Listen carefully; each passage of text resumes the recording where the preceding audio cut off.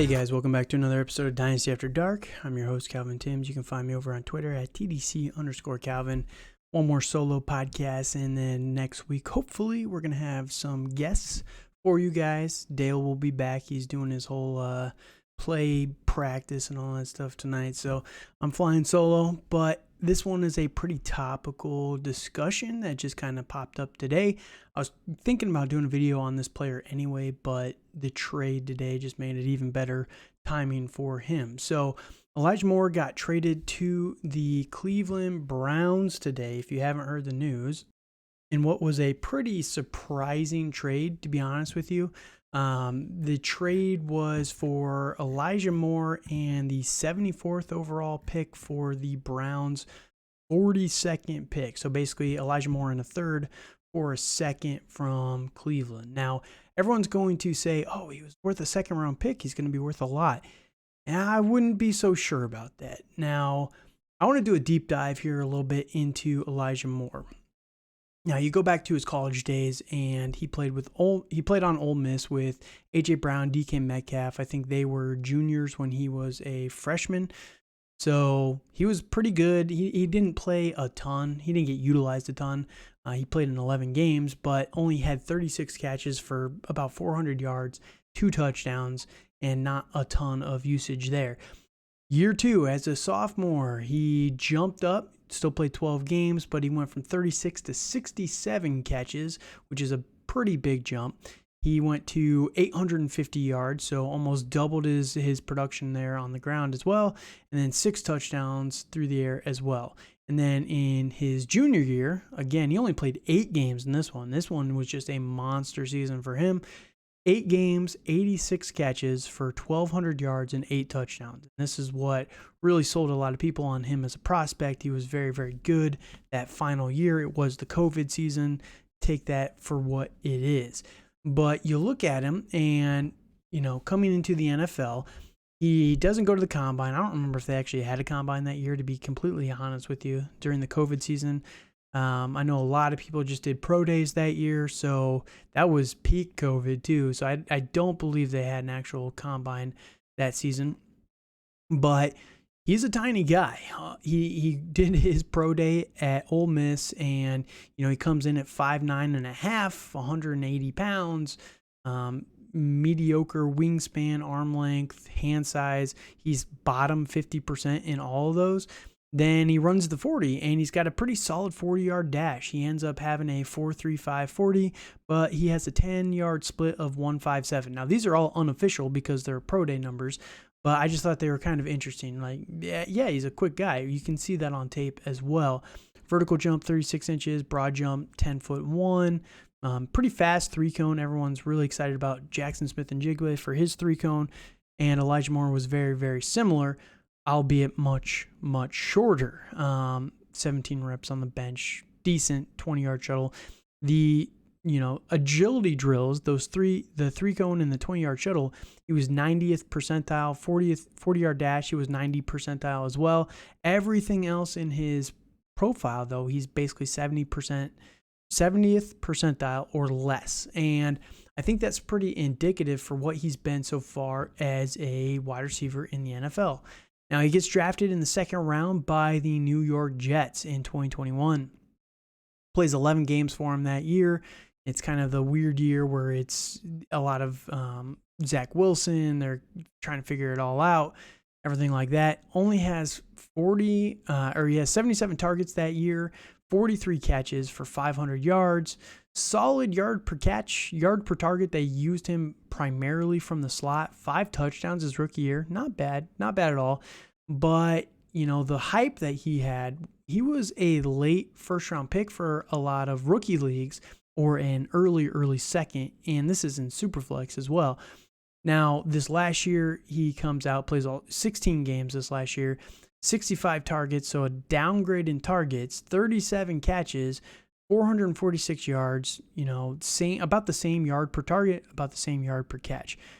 There's the infamous tweets that he wants traded, he doesn't like Matt LaFleur, all this stuff. There's all the drama there. Only has 1 touchdown last year, and yeah, it's not a pretty situation. Everyone was very excited about Elijah Moore with the prospect of of Aaron Rodgers coming in and saving his dynasty value. But now he gets moved on to Cleveland. And what can we expect from him in Cleveland? This is where I really wanted to talk about him specifically. I am a massive sell on Elijah Moore.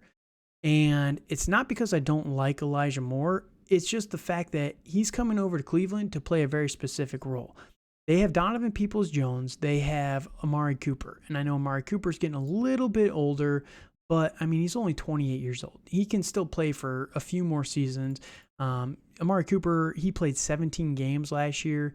Regardless, I know he's banged up in a couple of them, was still very, very solid. He took a definite hit in the end of the season when it was him and Deshaun Watson, but conversely, Donovan Peoples-Jones was pretty solid all last year. Donovan Peoples-Jones has been slept on a little bit. He was a 5-star recruit out of Michigan, and he went a little bit later. I think he was a 5th-round pick, if I remember right. And, really didn't show much in his rookie year, but in his second year, that's where he really started to show a lot more. And in his third year, it just continued there. Now, Elijah Moore is coming over to play the slot, and you're going to be competing with targets with David Njoku, who Deshaun Watson has a very good affinity for the tight end position throughout his entire career. I think Donovan Peoples-Jones and Amari Cooper have solidified themselves as the number 1 and number 2 for this team.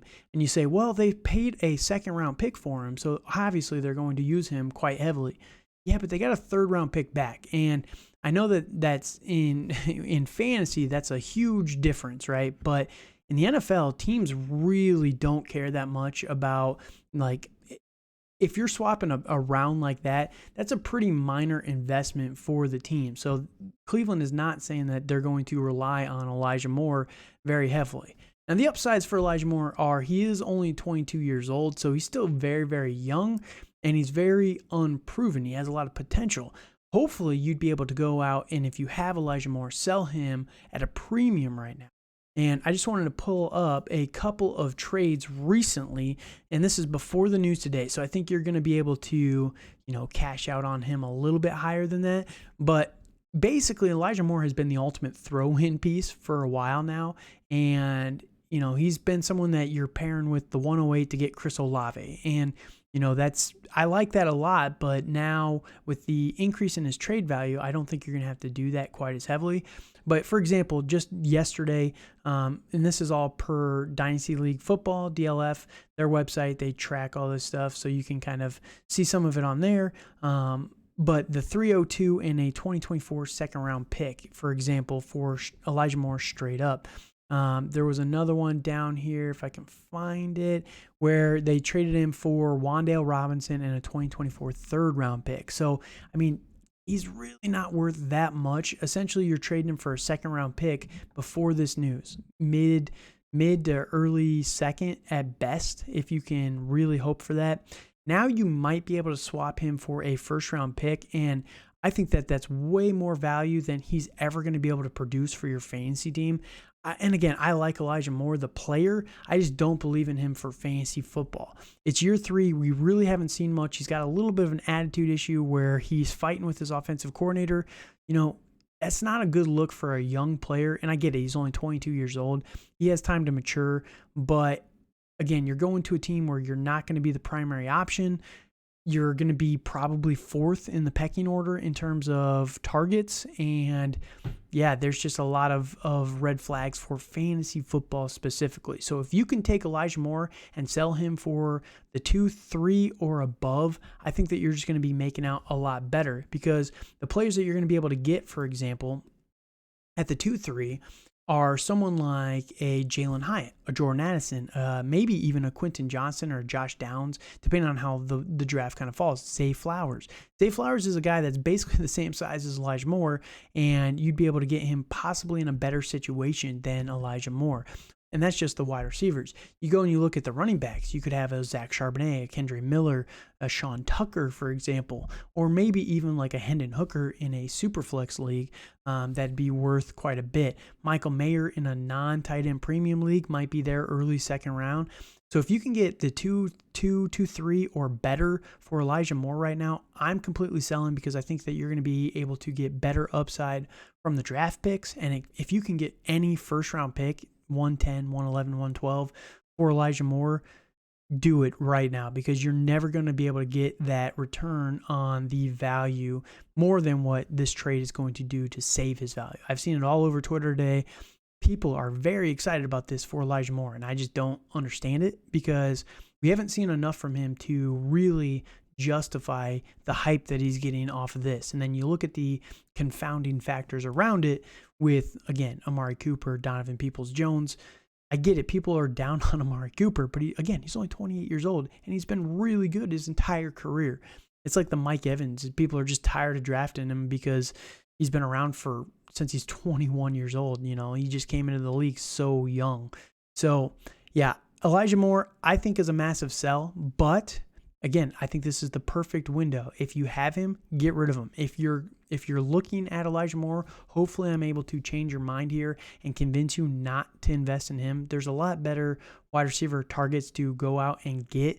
And if you want a list, I'm going to be coming out with a list probably next week of trade targets pre-NFL draft, because I think that after the draft, there's going to be some movement. I'll save some of these players for that episode, but I think there's going to be a lot of day of draft trades like we had last year with Treylon Burks not Treylon Burks, but A.J. Brown for Treylon Burks essentially in the draft, right? The Eagles traded a first-round pick for A.J. Brown, who became Treylon Burks. So I think we're going to see a lot of trades like that in this upcoming draft, and I'm going to be putting out a video about those guys next week. So there are safer options out there to go invest in than Elijah Moore, and I don't think that there's a better time than right now to sell Elijah Moore. So that's my thoughts on it. Again, I was planning on doing this video basically the whole time, but this just amplified it even more. So hopefully you guys enjoyed this content, and we're going to be back next week with a lot more.